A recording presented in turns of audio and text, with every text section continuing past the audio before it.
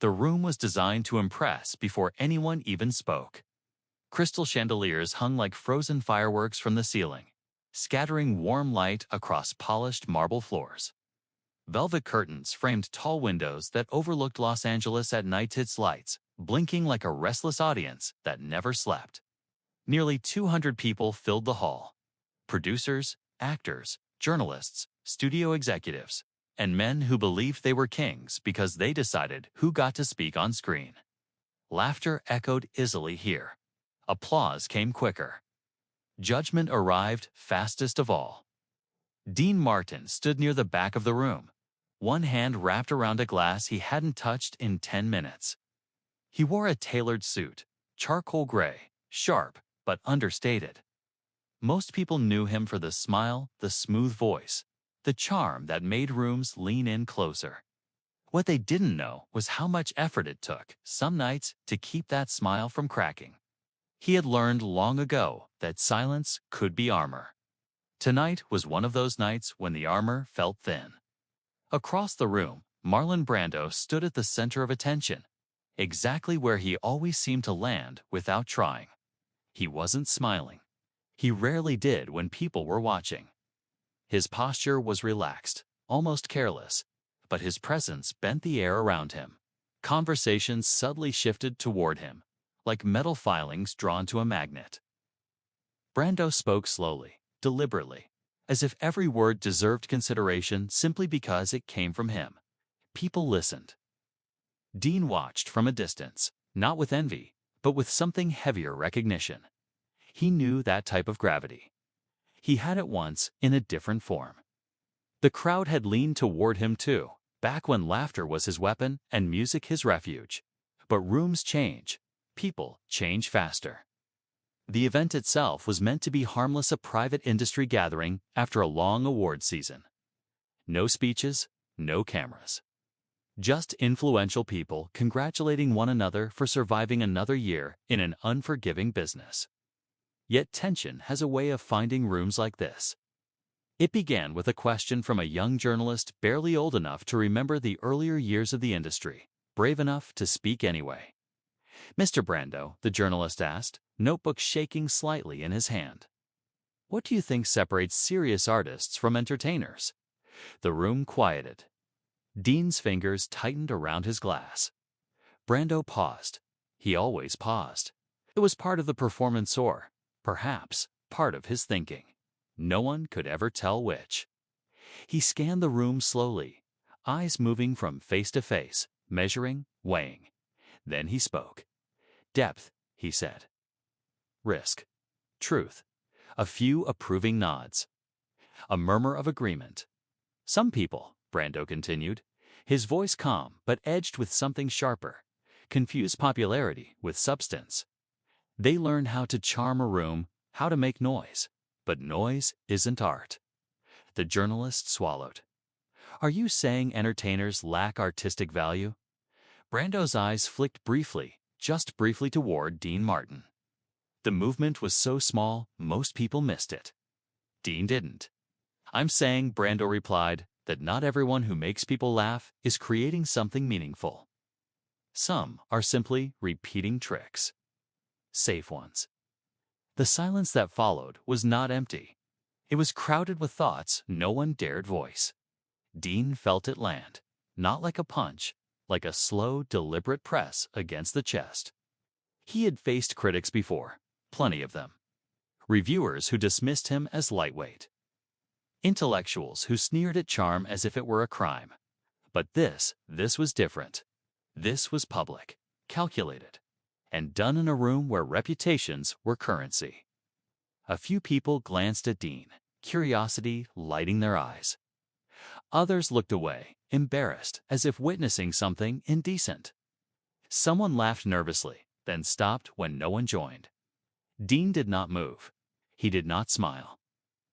Inside, something old stirred, an echo from a younger version of himself who had once believed talent alone would protect him.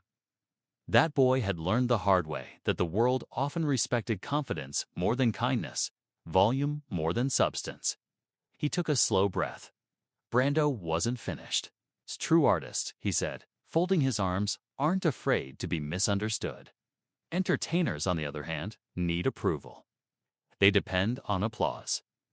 The word applause hung in the air like smoke. Dean could feel every eye now. Someone expected him to respond. A joke, maybe. A smile. That was his role, after all. Deflect, entertain, make it easier for everyone else. But he didn't. He remembered his father's voice, rough, tired, honest, telling him years ago, "Son, the loudest man in the room usually has something to hide." Dean set his glass down.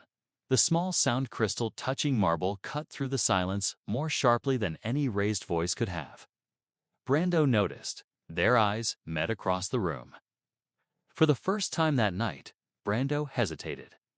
Dean stepped forward, not quickly, not dramatically, just enough to close some of the distance. His expression was calm, almost gentle, but there was weight behind it, the kind that comes from years of watching, listening, enduring. "I've always admired passion," Dean said quietly, his voice steady, unhurried, especially when it's honest. The room leaned in.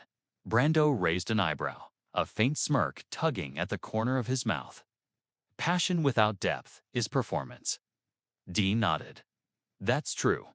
A ripple of surprise moved through the crowd. Agreement had not been expected. Dean continued, "But depth without humanity is just loneliness dressed up as importance." A few sharp inhales. Brando straightened slightly. Dean didn't stop. "I've played rooms my whole life," he said. "Not to be admired, but to make people feel less alone. If that makes me an entertainer, I'm comfortable with that." The words were not loud. They didn't need to be. Brando studied him now, not dismissively, but with something closer to irritation or, was it curiosity? "And you believe that's art?" Brando asked. Dean smiled, not the stage smile, not the polished one. "This was smaller, real, I believe," he said. "That art isn't measured by how serious it looks, but by how deeply it reaches someone when no one else is watching." The silence that followed was different from before. Heavier, unsettled. No one applauded. No one laughed, but something had shifted. Brando opened his mouth to respond, then stopped. His jaw tightened, almost imperceptibly. For the first time, the room did not lean automatically toward him. A producer cleared his throat. Someone checked their watch. The spell was broken.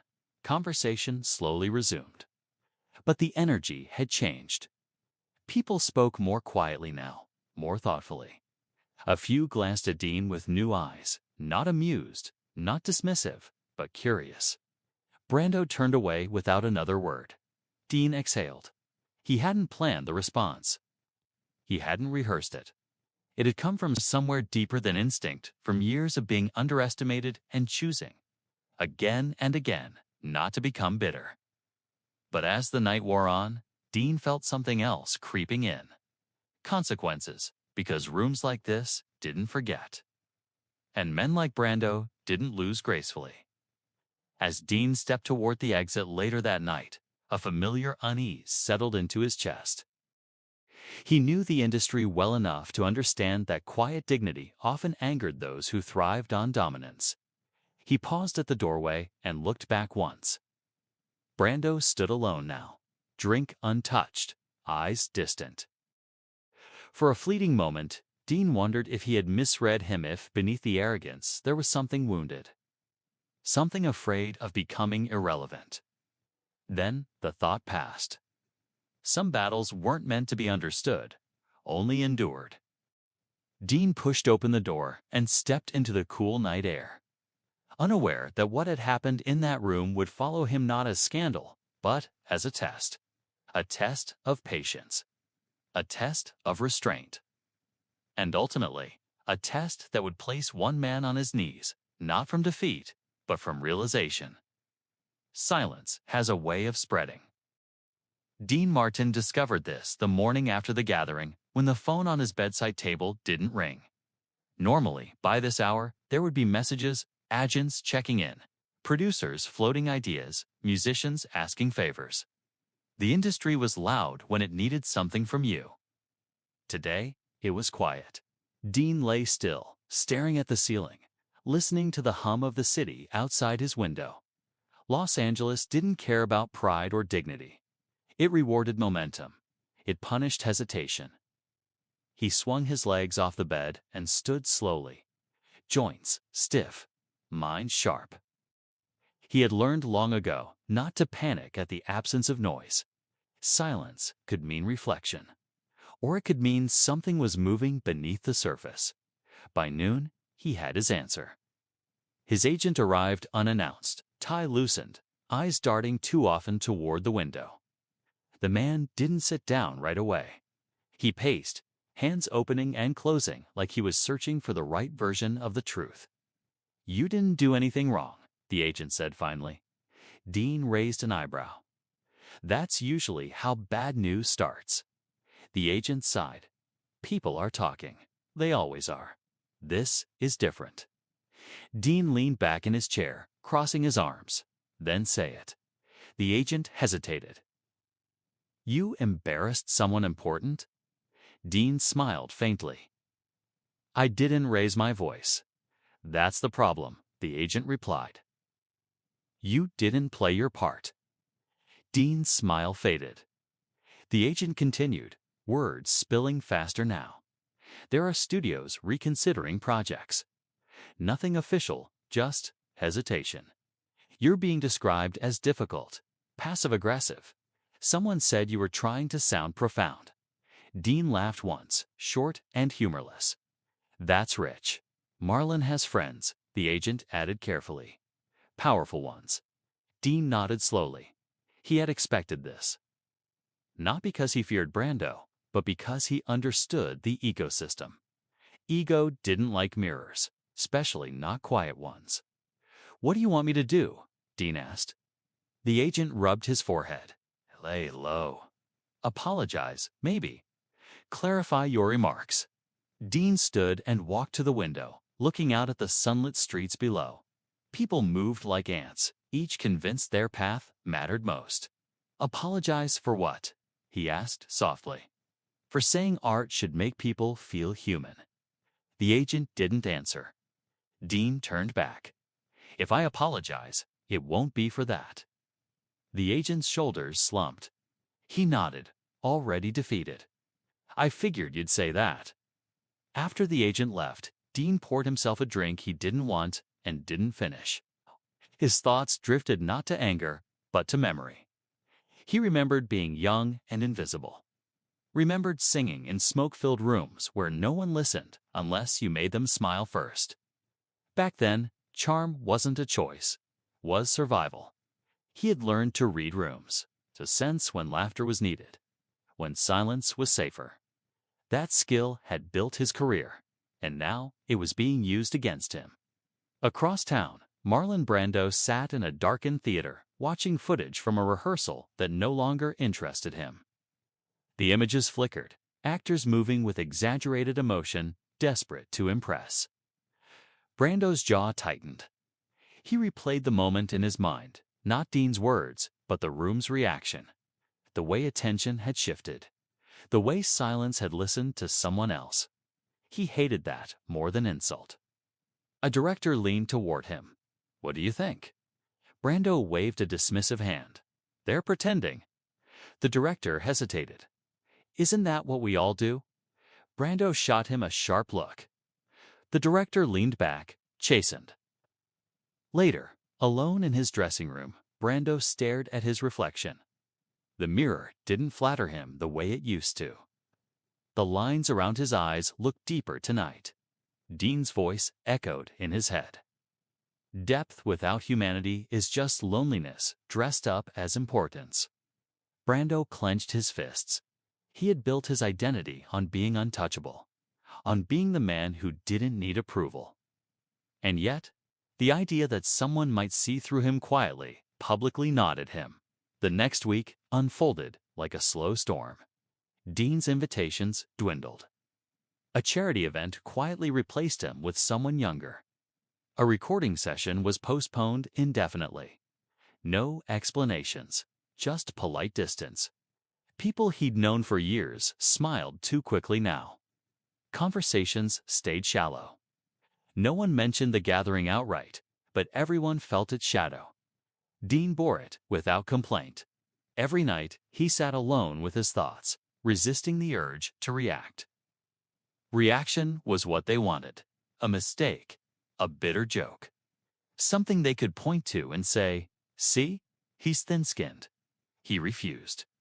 Instead, he volunteered at a small community center, singing for rooms that didn't care about reputation.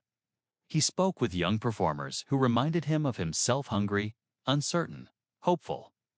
One evening, a teenage boy asked him, "Does it ever stop hurting?"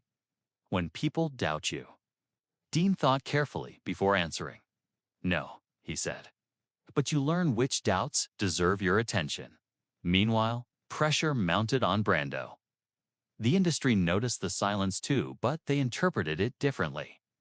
Whispers began to circulate that he had overreached, that his comments had felt unnecessary, cruel even. A columnist hinted at arrogance. A producer joked, half-joking, that Brando might be losing touch. He laughed it off publicly. Privately, it burned. At a closed-door meeting weeks later, Brando was confronted by someone he didn't expect. Veteran producer with nothing left to prove. "You're brilliant," the producer said bluntly. But brilliance doesn't excuse contempt. Brando scoffed. "For whom?" "For anyone," the producer replied. "Especially people who didn't attack you." Brando stood. "This is about Martin, isn't it?" "It's about you," the producer said. "And the room you created." Brando left without responding. That night, he drank too much. He replayed his career in fragments, roles that demanded everything, performances that left him hollow afterward. He had given so much to his craft that he had little left for people. And now, someone had noticed. Weeks later, fate arranged another meeting. A benefit event. Smaller, quieter. Different crowd. Dean almost declined the invitation. Almost. When he arrived, the room felt tense, as if everyone sensed unfinished business. Conversations slowed when he entered.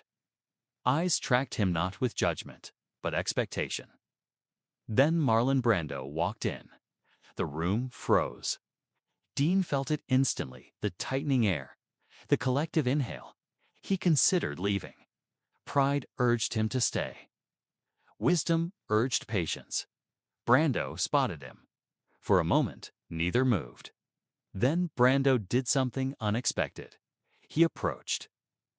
Dean turned to face him, expression neutral. Brando stopped a few feet away. His voice, when he spoke, was low. "You embarrassed me," he said. Dean met his gaze. "I didn't intend to." "That doesn't change the outcome." "No," Dean agreed. "It doesn't." They stood there, two men shaped by very different battles, surrounded by people pretending not to watch. Brando exhaled sharply. "You think I'm empty?" Dean shook his head. "I think you're afraid of being." The words landed harder than any insult. Brando's hands trembled. In that moment, something inside him cracked, not loudly, not dramatically, but enough. He looked around the room, at faces waiting to see who would win. And for the first time in his life, Marlon Brando felt very tired. What followed would not be a confrontation. It would be something far more dangerous to ego. Truth. The room did not breathe again for several seconds after Dean's words. "I think you're afraid of being empty." They weren't shouted. They weren't sharp. And that was what made them unbearable. Marlon Brando stood motionless, eyes locked on Dean's, his expression unreadable. Around them, conversations died mid-sentence. People shifted uncomfortably, pretending to check their phones or study the walls, but no one truly looked away, because something rare was happening. A man who had spent his life dominating rooms was being challenged without aggression, without fear, without apology. Brando broke eye contact first. T turned slightly, as if to leave, then stopped. His shoulders sagged almost imperceptibly, like a structure realizing one of its supports had given way. "You think you know me," he said, not turning back. Dean didn't respond immediately. He understood the moment. He understood that this wasn't about winning. It was about not lying. "I think I recognize parts of you," Dean said carefully, "'cause I've spent years running from the same ones." Brando laughed once, short and bitter. "That's the difference between us. You run, I face things." Dean's voice remained calm. "No, you perform facing things. There's a difference." "Ah, that did it." Brando turned fully now, anger flashing across his face like a struck match. "You think charm makes you wise? You think standing quietly makes you brave?" "I think," Dean replied, "that courage doesn't need an audience." The words landed with a dull finality.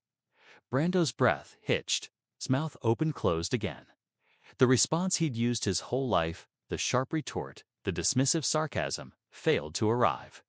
Because for the first time, it wouldn't work. The room waited. Then, unexpectedly, Brando stepped back. Not away. Down. He lowered himself into a nearby chair as if his legs had forgotten how to hold him. His hands rested on his knees, fingers digging into the fabric of his trousers. People gasped softly. Dean remained standing, uncertain now. He hadn't intended this. He hadn't wanted a spectacle, but ego had weight. And when it cracks, gravity does the rest. Brando stared at the floor. When he spoke, his voice was different truffer, stripped of polish. "You have any idea what it's like," he said, "to be told your worth is tied to how much you suffer?" Dean said nothing. "They expect pain," Brando continued. Depth. Darkness. If you smile too easily, they call you shallow. If you make people comfortable, they call you weak. His jaw tightened. "So you give them what they want." Dean slowly sat across from him. "You give them what they expect," Dean corrected. "And it costs you more every time." Brando's eyes glistened, though he blinked rapidly, fighting it. "I gave everything. Us. And it was never enough." The room felt smaller now, as if the walls had moved closer. Dean leaned forward slightly. "It never is. When you're trying to fill something, no one else can." A long silence followed. Then Brando did something no one had ever seen him do. He bowed his head, not in defeat, in exhaustion. People watched, stunned, as the myth faltered. No cameras, no scripts, just a man confronting the cost of his armor. "I thought if I stayed sharp," Brando murmured, "no one could hurt me." Dean nodded. But sharp things cut both ways. A woman near the back wiped her eyes. A producer shifted, suddenly uncomfortable with having witnessed something so personal. Brando looked up, his eyes red, voice barely audible. "I don't know who I am without it." Dean swallowed. This was the moment that mattered. "Then this," he said gently, "is where you start learning." They sat there, two men surrounded by a silent audience that no longer felt like spectators but witnesses. Eventually, someone quietly ushered people out. The room emptied without fanfare, without gossip. Something sacred had happened, and instinct told them not to cheapen it. When only the two men remained, Brando stood slowly. "I don't apologize easily," he said. Dean smiled faintly. "I know, but I was wrong," Brando said. "Not about art, about people." Dean extended his hand, not dramatically, not triumphantly. Brando stared at it for a long moment. Then he took it. The handshake was firm, honest, human. Weeks passed. The industry buzzed, as it always did. But the story that spread wasn't the one people expected. No scandal, no victory laps. Just quiet rumors of a man humbled on another who refused to exploit it. Brando canceled several projects, took time away. People speculated, few understood. Dean returned to work slowly, deliberately. Offers began to return, not louder, but more respectful. One afternoon, Dean received a handwritten note. "You were right. I was afraid of being empty. I'm learning to sit with it. No signature was needed. Dean folded the note carefully and placed it in a drawer, not as a trophy, but as a reminder. Because the greatest victories don't end with applause, they end with truth. And truth, once faced, changes everything. Time did not rush to forgive. It never does. Marlon Brando discovered this in the months that followed, not through punishment, but through absence. Invitations slowed. Scripts stopped arriving with urgency. Meetings were postponed indefinitely. The industry hadn't turned on him. It had simply stepped back. For the first time in his life, there was space. And space, he learned, can be terrifying. He spent his mornings walking alone along the shoreline, shoes in hand, the cold water biting at his feet. The ocean didn't care who he was. It didn't care what he'd achieved. It met him with the same indifference it gave everyone else. At first, he hated that. Then he needed it. Each step in the sand felt like a confession. Each wave erased his footprints, reminding him that legacy was not something you declared, was something others carried forward when you were gone. At night, he sat with silence. No applause, no validation, just memory. He remembered rooms full of people leaning toward him. He remembered how powerful that had felt. And he remembered the moment it stopped working when one man, calm and unarmed, had refused to flinch. Dean Martin. Meanwhile, Dean's life moved forward in quieter ways. He accepted fewer roles. He turned down projects that demanded noise over meaning. Instead, he spent time mentoring, recording small, intimate performances that reminded people why his voice had mattered in the first place. He didn't speak about Brando. He didn't need to. Those who had witnessed that night carried it with them. They spoke of it not as confrontation, but as something rarer reckoning. One evening, months later, a letter arrived at Dean's home. Not a note this time. A request. A small theater in New York was hosting a private charity event. No press, no critics. Just artists, students, and people who loved the craft for what it was, not what it earned. Brando would be there. He wanted Dean to attend. Dean read the letter twice. He felt no fear, no resentment. Only a quiet understanding that some conversations needed a final chapter. The theater was old, worn in the best weeds, walls soaked with history. Its stage marked by the footsteps of those who had dared to be vulnerable there. The audience was small, respectful, real. Dean arrived first. He stood backstage, listening to the murmur of voices beyond the curtain. No expectation weighed on him tonight. He was not here to perform. Then Brando arrived. He looked different, not weaker, lighter. The arrogance had softened into something more grounded.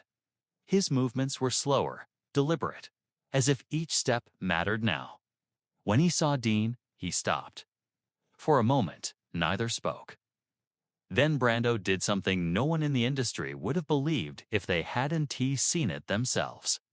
He lowered his head, not in shame, in respect. "I spent my life standing tall," Brando said quietly. "I thought it made me strong." Dean waited. "I was wrong," Brando continued. "Strength isn't standing above people. It's kneeling long enough to finally see them." His voice trembled. "I hurt people because I didn't know how to be human without being admired." The words echoed in the narrow hallway like a confession meant for more than one man. Dean stepped forward. "You don't kneel to me," he said gently. "You kneel to the truth. That's what matters." Brando swallowed hard. That night, they sat on stage together, not as rivals, not as legends, but as men. Brando spoke openly about fear, about the addiction to significance, about how easy it is to confuse being seen with being known. Dean listened. When it was his turn, he spoke of humility not as weakness, but as freedom. Of how silence had saved him when applause could not. Of how kindness, when chosen without reward, became power. The audience did not clap right away. They sat in stillness, absorbing something honest. Then applause rose, not thunderous, not performative, but full, real, afterward. As the theater emptied, Brando remained seated on the edge of the stage. "I don't know what my legacy will be," he said. Dean smiled softly. "None of us do. But we choose the direction it walks." Brando nodded. That was enough. Years later, people would tell the story differently. Some would exaggerate. Some would misunderstand. But those who knew the truth remembered this. A room once filled with ego had been undone by calm. A man once untouchable had found strength in humility. And another had proven that dignity, when held quietly, can bring even the loudest pride to its knees, not in defeat, but in awakening. Because the greatest power a person can possess is the courage to be human.